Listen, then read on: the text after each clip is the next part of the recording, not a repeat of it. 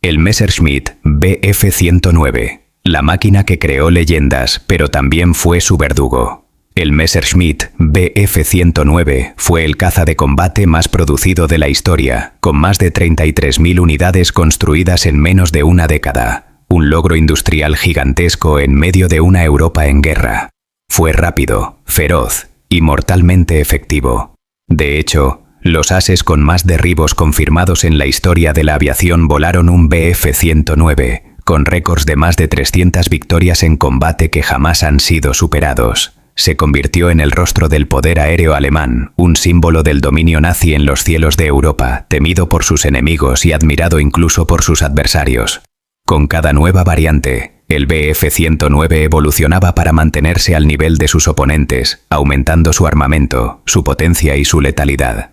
Desde Polonia y Francia, pasando por el ardiente cielo de África del Norte, hasta las heladas estepas rusas, este avión estuvo en cada frente, en cada batalla, en cada historia de guerra aérea de la Segunda Guerra Mundial. Pero detrás de esta reputación de invencibilidad se escondía un peligro mortal, una falla tan grave que mató a más de 1.700 pilotos alemanes, incluso antes de que pudieran enfrentarse a un enemigo. Muchos jóvenes reclutas, apenas entrenados, morían durante el despegue o el aterrizaje en campos de entrenamiento y aeródromos improvisados, víctimas de un defecto de diseño que jamás sería completamente resuelto. Este es el verdadero legado del Bf-109, un avión legendario, una máquina de guerra que construyó héroes y al mismo tiempo cobró sus vidas, antes incluso de que pudieran probar su valentía en combate. Para entender cómo nació uno de los aviones más letales de la historia, debemos viajar a una Alemania derrotada y humillada tras la Primera Guerra Mundial. El Tratado de Versalles les prohibía tener una fuerza aérea. No podían fabricar aviones de combate. No podían entrenar pilotos militares. El país estaba vigilado, humillado, empobrecido. Pero mientras el mundo creía que Alemania estaba rota, en las sombras, algunos ingenieros, pilotos y oficiales soñaban con volver a conquistar los cielos. En los años 20 y 30, bajo la apariencia de aviación civil y clubes de planeadores, Alemania entrenaba pilotos en secreto, probaba nuevas técnicas de vuelo y mantenía viva su industria aeronáutica disfrazada de empresas civiles. Era un juego peligroso, pero para ellos, el futuro de Alemania dependía de dominar el aire. En 1933, Adolf Hitler sube al poder. Y en ese momento, la máscara cae. Las restricciones ya no importaban. El rearme se convierte en prioridad nacional, y con ello, nace la Luftwaffe, la nueva fuerza aérea alemana. Aquí entra en escena Willy Messerschmitt, un joven e intrépido ingeniero bávaro que no solo quería fabricar aviones, quería construir el mejor avión de combate del mundo. Messerschmitt tenía ideas radicales para la época. Diseños aerodinámicos con cabinas cerradas, tren de aterrizaje retráctil, estructuras ligeras con alas delgadas que le permitirían una velocidad superior, un fuselaje limpio, diseñado para cortar el aire como una navaja.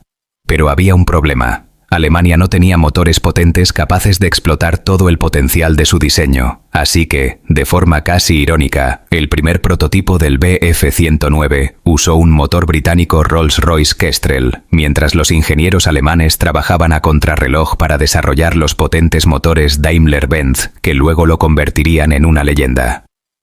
En 1935, el prototipo Bf-109 levantó vuelo por primera vez, demostrando un rendimiento impresionante para la época. Era rápido, ágil y con un potencial enorme. En 1937, en Suiza, rompe el récord mundial de velocidad para aviones de combate con 610 km por hora, mandando un mensaje claro al mundo. Alemania está de vuelta.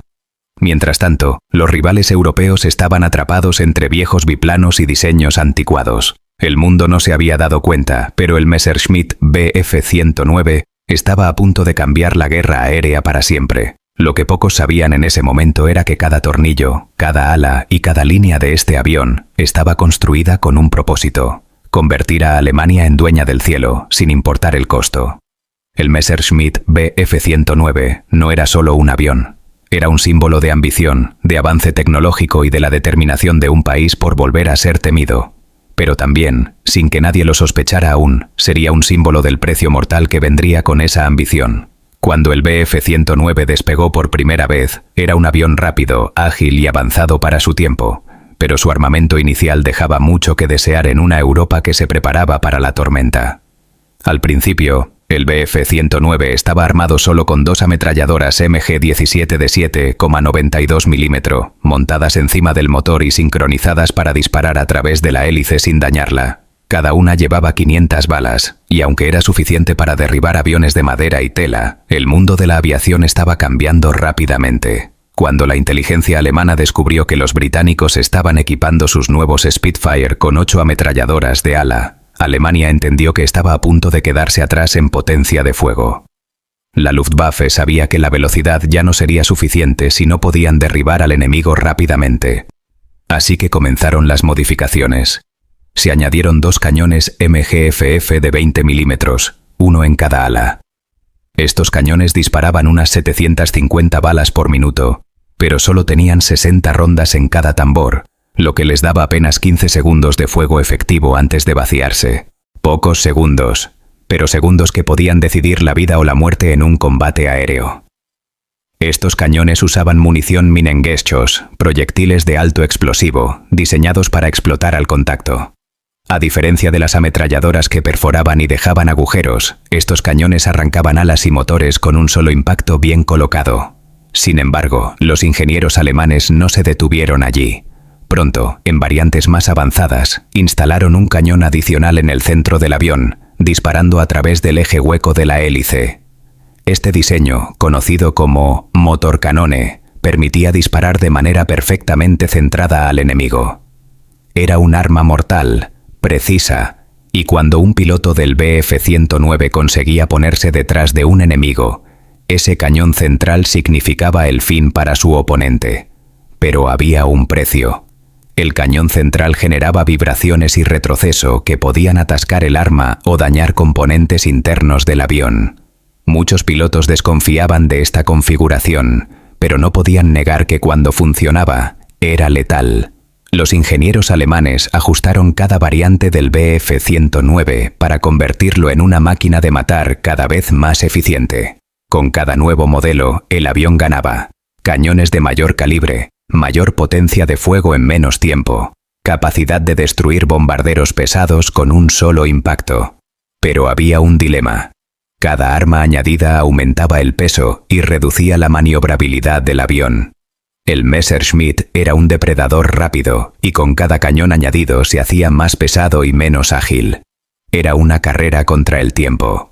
Mientras los aliados desarrollaban cazas como el P-51 Mustang y el Spitfire mejorado, los ingenieros alemanes buscaban más potencia de fuego para derribar bombarderos antes de que estos devastaran sus ciudades, aunque eso significara comprometer la velocidad y maniobrabilidad del Bf-109. Para 1941, durante la Operación Barbarroja contra la Unión Soviética, el Bf-109 ya había evolucionado para concentrar toda su potencia de fuego en la parte delantera, eliminando cañones en las alas para mejorar la aerodinámica y precisión. Fue esta versión la que permitió a Erich Hartmann, el máximo de la historia con 352 victorias confirmadas, y Gerhard Barkhorn, con 301 victorias, alcanzar cifras de derribos que hoy parecen imposibles. Pero mientras el avión se convertía en un arma cada vez más letal, la guerra también se estaba convirtiendo en un cementerio para los pilotos, porque en los cielos de Europa no importaba qué tan avanzado fuera tu armamento si el enemigo te superaba en número, si el combustible se agotaba o si una bala perdida alcanzaba el motor. El Bf-109 se convirtió en una máquina de precisión mortal, pero con cada mejora, el costo en vidas y la presión psicológica sobre sus pilotos se hacían cada vez más altos. Cuando estalló la Segunda Guerra Mundial en septiembre de 1939, el Bf-99 no tardó en hacerse sentir en los cielos de Europa. En los cielos de Polonia, el Bf-109 demostró su ferocidad contra una fuerza aérea polaca desorganizada y con aviones desfasados, consolidando su reputación como el depredador del aire.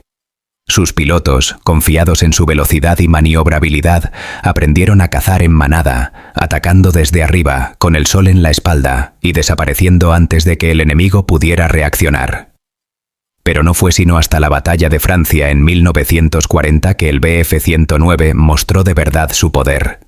Mientras los tanques Panzer aplastaban las defensas terrestres, en el aire, los pilotos del Bf-109 barrían el cielo, enfrentándose a los cazas franceses Morane Saulnier y de Waitin, así como a los Hurricanes británicos enviados en auxilio.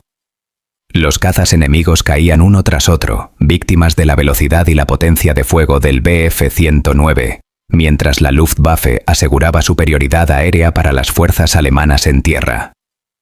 Pero el verdadero desafío llegó en el verano de 1940, en la que se convertiría en la Batalla de Inglaterra. Los cielos de Inglaterra eran un infierno de fuego y humo. Los pilotos del Bf-109 escoltaban bombarderos Heinkel y Dornier en misiones para destruir aeródromos y fábricas británicas. Allí se enfrentaron al legendario Spitfire y al Hurricane, en duelos de velocidad, altura y reflejos donde el que fallaba un segundo moría. El Bf-109 era rápido, pero tenía un talón de Aquiles. Su autonomía era limitada. Los pilotos alemanes solo podían permanecer sobre territorio británico 20 a 25 minutos, antes de tener que regresar, dejando a los bombarderos vulnerables a los cazas británicos cuando más los necesitaban. 109 logró infligir pérdidas pesadas a la RAF y se convirtió en el terror de muchos pilotos aliados, mientras los cielos retumbaban con el rugido de los motores Daimler-Benz y las explosiones de los cañones de 20 milímetros. En 1941, el escenario cambió de nuevo. La Operación Barbarroja. Los cielos de Rusia eran vastos, fríos y peligrosos. Los pilotos del Bf-109 se enfrentaban ahora a oleadas de cazas soviéticos como el Yak-1 y el AGG-3, muchos de ellos inferiores en tecnología, pero con pilotos valientes y una cantidad casi infinita de refuerzos. Aquí, ases alemanes como Erich Hartmann y Gerhard Barkhorn consiguieron sus increíbles cifras de derribos. El Bf-109 dominaba en altitud y potencia de fuego, y las tácticas de golpear y huir permitían a los pilotos derribar un avión soviético y desaparecer antes de que pudieran ser atrapados. Pero el invierno ruso se convirtió en un enemigo silencioso. Las temperaturas extremas congelaban el aceite de los motores y afectaban las armas, y muchos pilotos perecían más por el clima que por el enemigo. El Bf-109 también combatió en los desiertos del norte de África, donde sirvió junto a la Afrika Korps de Rommel. En los cielos abrasadores sobre Tobruk y el Alamein, se enfrentó a huracanes y Kitty Hawks de la RAF y a P-40 Warhawks estadounidenses. En este teatro, el polvo y la arena desgastaban los motores y los cañones, pero el Bf-109 demostró ser una máquina resistente, capaz de operar en condiciones extremas mientras cazaba enemigos a ras de arena. A cada frente que se abría, el Bf-109 estaba allí, rugiendo entre las nubes, dejando su huella en cada escenario de la guerra. Pero con el paso del tiempo, las mareas comenzaron a cambiar. Llegaron nuevos cazas aliados como el P-51 Mustang, con una autonomía que les permitía escoltar bombarderos hasta el corazón de Alemania. Los Spitfire mejorados y los cazas soviéticos más avanzados comenzaron a nivelar la balanza. Los pilotos del Bf-109 se veían cada vez más superados en número, obligados a defender los cielos de su propio país mientras las ciudades alemanas ardían bajo los bombardeos. Y sin embargo, hasta el final, el Messerschmitt Bf-109 siguió luchando, con sus pilotos aferrándose a cada combate como si fuera el último. Porque para ellos, este avión no era solo una máquina de guerra. Era su única línea de defensa entre la vida y la muerte, entre la gloria y el olvido, y aunque la historia recordaría al Bf-109 como un arma al servicio del régimen nazi, para muchos de sus pilotos fue el hogar en el que enfrentaron la inmensidad de la muerte. El rugido de los motores, el estruendo de los cañones y la soledad infinita de los cielos en guerra. Con el paso de los años, los cielos de Europa se llenaron de sombras más oscuras que cualquier nube de tormenta. Miles de bombarderos aliados cruzaban el cielo como enjambres de acero, y con ellos llegaban cazas de escolta como el P-51 Mustang, el P-47 Thunderbolt y los Spitfires de última generación. El Bf-109, que había dominado los cielos en los primeros años de la guerra, comenzó a envejecer.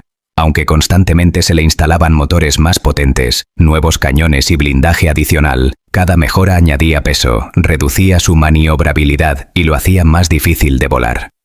En su variante Gustav se le incorporaron cañones de 30 milímetros capaces de derribar bombarderos pesados con apenas unos disparos, pero cada mejora venía con un precio. El peso extra convertía al Bf-109 en un ave de plomo cuando se enfrentaba a los cazas aliados que patrullaban en manadas. En el frente oriental, las interminables oleadas de aviones soviéticos parecían no acabarse nunca. En el oeste, los cielos se llenaban de estelas blancas que se entrecruzaban como cicatrices en un cielo frío, mientras los bombarderos aliados lanzaban lluvia de fuego sobre las ciudades alemanas. Los pilotos del Bf-109, exhaustos y cada vez más jóvenes, eran enviados al combate con menos entrenamiento y menos experiencia. Los veteranos que aún seguían con vida, como Hartmann y Barkhorn, acumulaban decenas de misiones cada semana, con la muerte respirándoles en la nuca en cada despegue. En el suelo, la amenaza era tan mortal como en el aire. El defecto fatal del Bf-109, su tren de aterrizaje estrecho, continuó cobrando vidas. Muchos pilotos morían o resultaban gravemente heridos durante los aterrizajes de emergencia en pistas improvisadas, dejando al avión destrozado en medio del lodo. Pero a pesar de todo, el Bf-109 seguía luchando. En los últimos días de la guerra, cuando las ciudades alemanas ardían bajo los bombardeos, el Bf-109 despegaba desde carreteras improvisadas, prados helados y pistas destruidas, intentando frenar lo inevitable. Era un símbolo de una era que se desmoronaba, un último rugido antes del colapso total. Para algunos, el Bf-109 era un ataúd volador. Para otros, era un compañero fiel que les había permitido sobrevivir cientos de misiones. Para la historia, el Bf-109 se convirtió en un ícono de la aviación de combate, con más de 33.000 unidades construidas y un legado lleno de gloria, tragedia y controversia. Cuando finalmente cayó el telón de la Segunda Guerra Mundial, el Bf-109 había dejado atrás una huella imborrable en los cielos del mundo, un rugido que aún resuena cada vez que se cuenta su historia. Con la rendición de Alemania en 1945, los rugidos de los motores Daimler-Benz del Bf-109 se apagaron entre las ruinas de Europa. Los cielos, que alguna vez fueron su dominio, quedaron en silencio, y aquellos cazas que habían escrito páginas de historia quedaron abandonados en pistas destruidas o capturados como trofeos de guerra. El Bf-109, que había nacido en secreto, crecido en la ambición de dominar los cielos y envejecido luchando contra fuerzas cada vez más grandes, se convirtió en un símbolo de una era que llegó a su fin entre llamas y escombros. Su historia es un recordatorio de cómo la ingeniería, la ambición y la guerra se entrelazan, dejando un legado complejo lleno de victorias, tragedias y lecciones para la humanidad. Más de 33.000 unidades fabricadas, récords de victorias aéreas imposibles de repetir, y miles de vidas que encontraron tanto la gloria como el final en sus estrechas cabinas. Todo esto lo convierte en el caza más producido de la historia, y en uno de los más mortales tanto para sus enemigos como para sus propios pilotos. Hoy, algunas de estas máquinas todavía surcan los cielos en exhibiciones aéreas, recordándonos que cada rugido de su motor cuenta una historia de tiempos oscuros, de pilotos que surcaron los cielos con valentía, y de una verdad que se oculta detrás de cada hazaña. En la guerra, incluso las máquinas legendarias pueden convertirse en prisiones de metal. ¿Conocías esta historia? Si quieres descubrir más secretos, tragedias y leyendas ocultas de la historia, suscríbete ahora a Verdad Oculta y activa la campana para que no te pierdas el próximo capítulo, porque detrás de cada historia siempre hay una verdad que pocos se atreven a contar.